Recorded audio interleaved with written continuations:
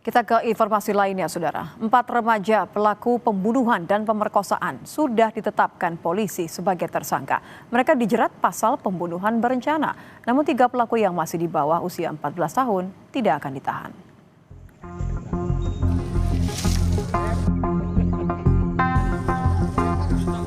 Keempat remaja pelaku pembunuhan disertai pemerkosaan terhadap siswi SMP di Palembang, Sumatera Selatan sudah ditetapkan polisi sebagai tersangka pembunuhan. Dari hasil pemeriksaan polisi, terungkap motif dari pembunuhan tersebut lantaran pelaku yang berusia 17 tahun sakit hati dengan korban yang menolak cintanya. Pelaku utama terancam hukuman pidana maksimal 15 tahun penjara, sementara 3 pelaku lain tidak ditahan karena masih di bawah umur. 3 anak tersangka yang notabene di bawah 14 tahun tentunya tidak dapat kami lakukan penahanan di rutan kepolisian. Namun statusnya mendasari daripada kesepakatan bersama keluarga dan jaminan dari keluarga, kami telah melakukan koordinasi dengan LPKS, Lembaga Penyelenggara Kesejahteraan Sosial, di mana kami memiliki yaitu Balai Rehabilitasi milik Dinas Sosial. Kami menitipkan ke 3 orang, yaitu Saudara MZ, Saudara NS, dan Saudara AS yang notabene usianya di bawah 14 tahun. Jenazah AA pertama kali ditemukan warga pada Senin 2 Agustus pagi di TPU Talangkerilik, Palembang. Dari hasil otopsi sementara ditemukan bekas kekerasan di beberapa bagian tubuh korban. Saat ini, korban telah dimakamkan di tempat jenazah korban ditemukan. Pihak keluarga meminta polisi untuk memberikan hukuman yang setimpal untuk para pelaku. Tim Liputan, Kompas TV. Terkait kasus pembunuhan dan pemerkosaan siswi SMP yang dilakukan 4 pelajar di Palembang, kita akan membahasnya bersama Hanifah Hasna, kriminolog anak Universitas Indonesia. Mbak Hasna, selamat malam. Selamat malam, Mbak Nitya.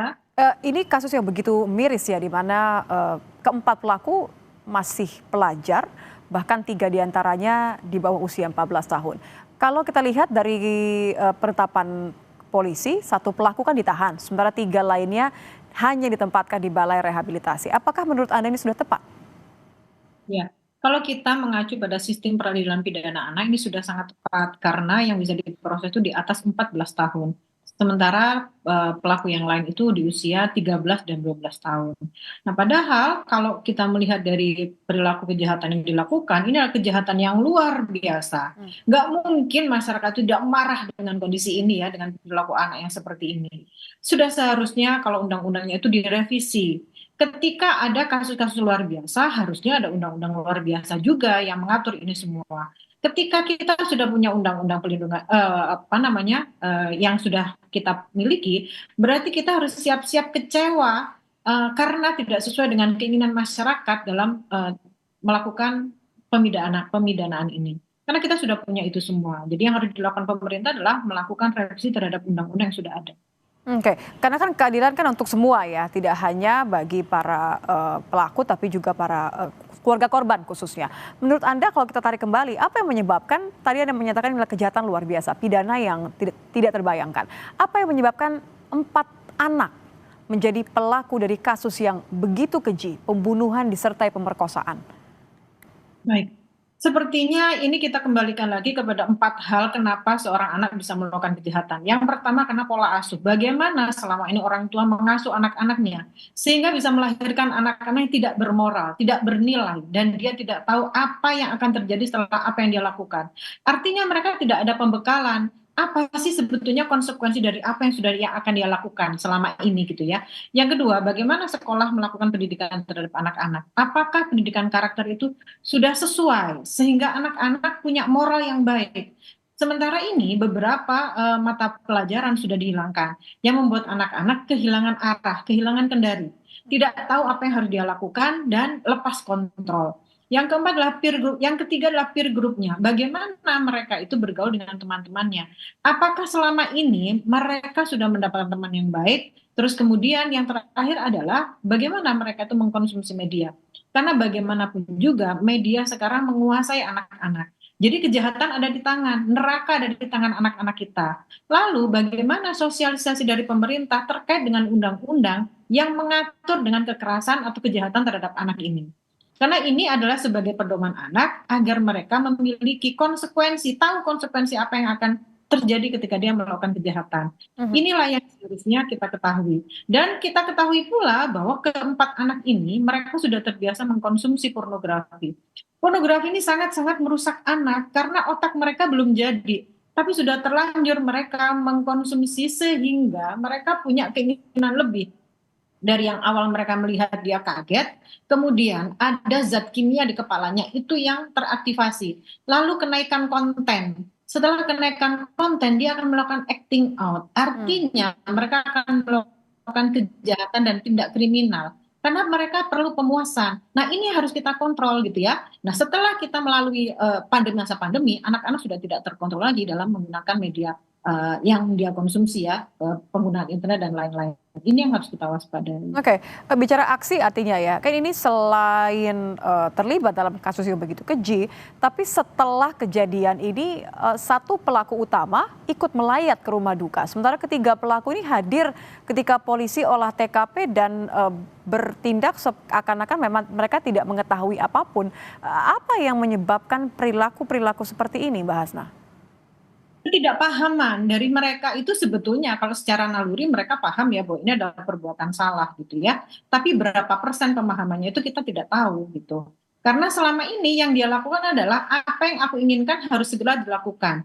Jadi proses jadi dari emosi, aksi, pikirnya itu sedang terjadi, bukan emosi, pikir, aksi. Jadi apa yang dia lakukan itu adalah hasil dari emosi yang ada dalam kepalanya. Sehingga mereka tidak mempedulikan. Ketika nanti aku melayat, apakah nanti orang akan curiga? Yang mereka melakukan apa yang ada di kepalanya saja, karena dia tidak tahu apa respon dari masyarakat dan konsekuensi yang ada di masyarakat itu. Tentu Tapi harap anak-anak ini adalah anak-anak yang bisa berperan baik sekali ya, karena seharusnya anak usia segitu mereka merasakan ketakutan yang luar biasa, kesalahan yang luar biasa. Makanya saya sebut ini adalah tsunami moral.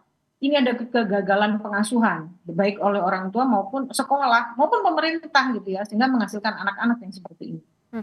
Apakah perlu adanya pemeriksaan kejiwaan? Mungkin kalau melihat Anda bertanya-tanya seharusnya anak-anak merasa ketakutan, merasa tidak semudah, tidak setenang itu untuk kembali ke tempat kejadian perkara, bahkan ke rumah duka. Apakah perlu adanya pemeriksaan kejiwaan? Bukankah anak-anak zaman sekarang itu sekarang sedang mengalami kondisi jiwa yang tidak baik?